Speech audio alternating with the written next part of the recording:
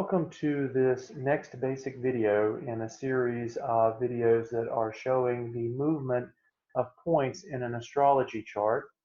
This chart today is going to take a look at Chiron, which is the key symbol that is showing up in the third segment of this chart, which is dated for today in the recording.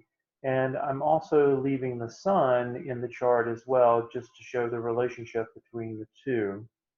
Chiron is a new point. In fact, it is now being considered a consistent point that writers of new books of astrology are beginning to incorporate more regularly. It is the wound and healing point in our chart, which definitely catches people's attention when it is mentioned. It takes approximately 50 years to circle back around to its original point, and it's called the Chiron return. And when the Chiron return occurs for us, it is meant to be a time of healing our particular wound.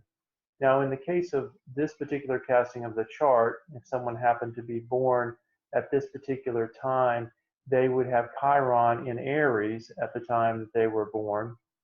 And Chiron Aries energy has to do with a wound around independence and freedom. And the wound can express itself in one of two ways. Either there is an overemphasis in how we actually experience the energy, or there is putting ourselves in situations where we have to fight for our freedom.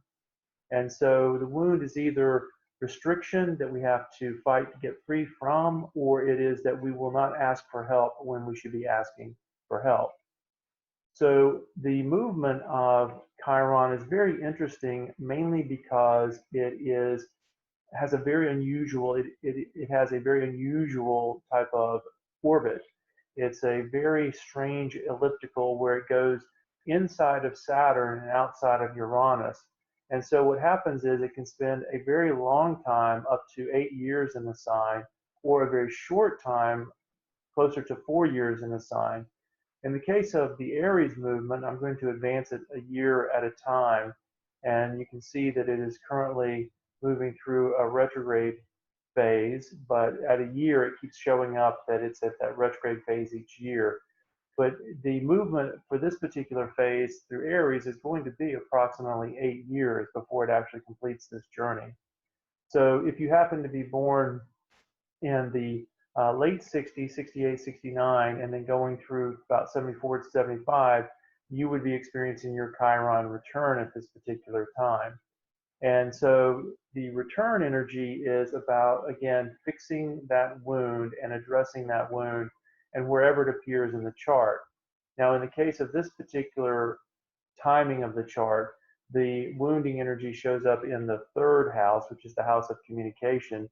So this would be a person that has to learn how to speak up, or they will be shut down by, the wound will occur as being shut down, or they speak up and they're too aggressive in their speaking, and they have to learn how to be more managed in how they speak.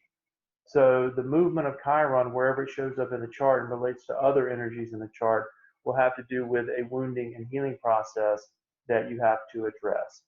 So it is a much slower moving point, not quite what we would consider a generational point. Those would be the points beyond Chiron, which will be Uranus, Neptune, Pluto. Those are all generational points. But Chiron is definitely a significant point in our chart and our chart design. Thank you again for joining me for another video on the chart basics and looking at the movement of Chiron.